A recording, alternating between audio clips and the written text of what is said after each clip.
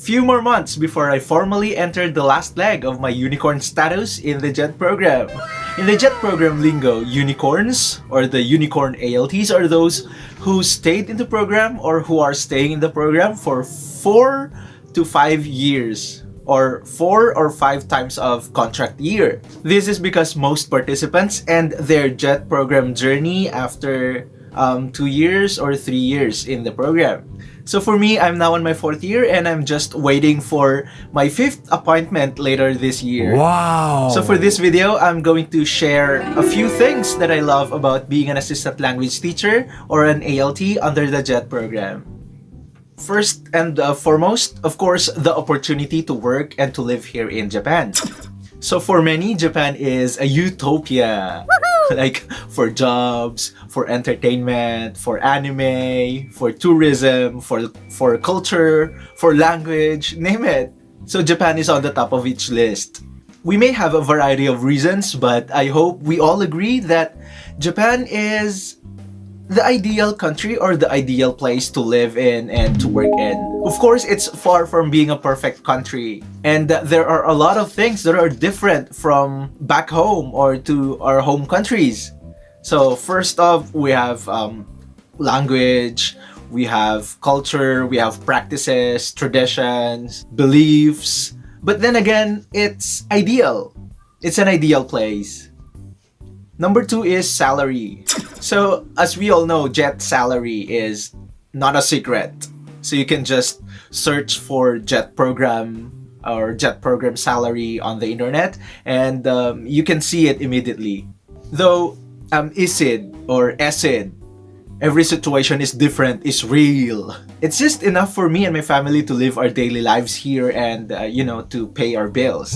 Not much is left, but just enough to enjoy the 4 seasons here in Japan. Woohoo! Of course, it now depends on one's personal lifestyle and on one's ability to save money or to spend and to save. So yeah, again, every situation is different.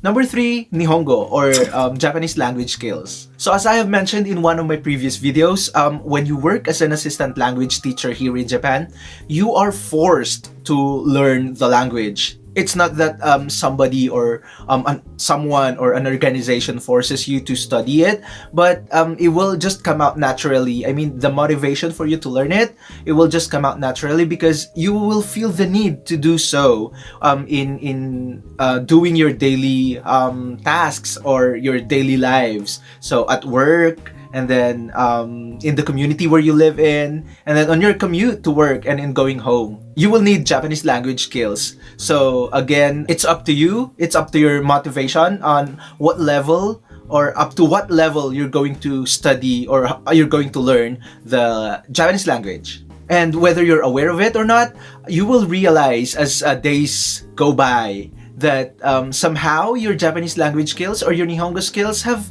will greatly improve compared to your day one in Japan. Wow. Unless you already have like a high proficiency like N1 or native level of the Japanese language. Number 4 is network of influence. You may correct me on this, but I believe whenever you go home from attending an event or from visiting a certain place, when you go home and check your social media accounts or your SNS accounts, you will have at least one follow request or friend request from people that you met in that certain event or in that certain place. So just imagine working and living in Japan for at least 2 years or say 3 years, 4 years, or living and working here for the maximum allowable time or period in the program. Because in the program, you will be working with different people, different nationalities from different countries, and it could also be from the same country but from different places of the country. Not to mention that you work with natives every day. Not only one, not only 2 or 3 natives, but dozens of natives, of Japanese people, Japanese natives every day. So regardless of how sociable you are or how outgoing you are, one thing is for sure, your circle of influence widens. Number 5, for professional development, which includes your pedagogical techniques or strategies. Though I've been a practicing teacher for more than 10 years now, I admit that I still have a lot of things to learn about teaching. So I still learn from the regular SDCs or skills development conferences or trainings and seminars conducted by the local board of education of Kobe City, and with the opportunities to present in these events. But the best source of my professional development in the program, I believe, is from the regular team teaching activities or team teaching sessions I do with my Japanese Teachers of English Partners or JTEs. So imagine teaching all grade levels in junior high school. And then you have additional teaching loads in the elementary school, plus another in a special needs school at a hospital school here in Japan. It would be impossible if I haven't learned or realized something or anything from those teachers that I've been working with for the past 4 years in all those levels. So imagine junior high school, elementary school, and special needs school. Number 6 is school lunch. If you're following me on Facebook or in Instagram, you will see that I sometimes post pictures or short video clips of my kyushoku or school lunch at elementary school. And you will notice how varied and how healthy school lunches in Japan are. Add that to the yamamori or heaping servings I get, especially when I help serve the school lunches for teachers or staff in the elementary school. And number 7, challenging students and partner teachers. Most ALTs would normally complain about or despise having some challenging students. More so if it's the partner teacher or the Japanese teacher of English that they work with. But for me, I love having those kids in my classroom. Or in our classroom, rather.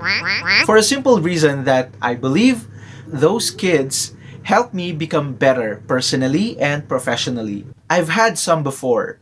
Oh, actually, I still have some of them this school year. But instead of complaining so much about them, I'm actually learning some things from them. I am learning how to handle or how to deal with difficult people in the classroom. Wow! So that the next time I encounter such personality or characteristics, I'll just brush them off like no sweat. You ask me what I do or how I deal with them. Well, the answer is simple. The usual, keep my cool, keep calm, and the pasimpleng ganti na lang. Simplehan mo na lang. Huwag masyadong halata. And those are just 7 of the many things that I love about being an ALT under the JET program. I might be making another video about the things I love about being an ALT here or about my job. And probably for my next entry, it will be the things that I hate or that I don't like about being an ALT in JET. So till then, thank you for watching.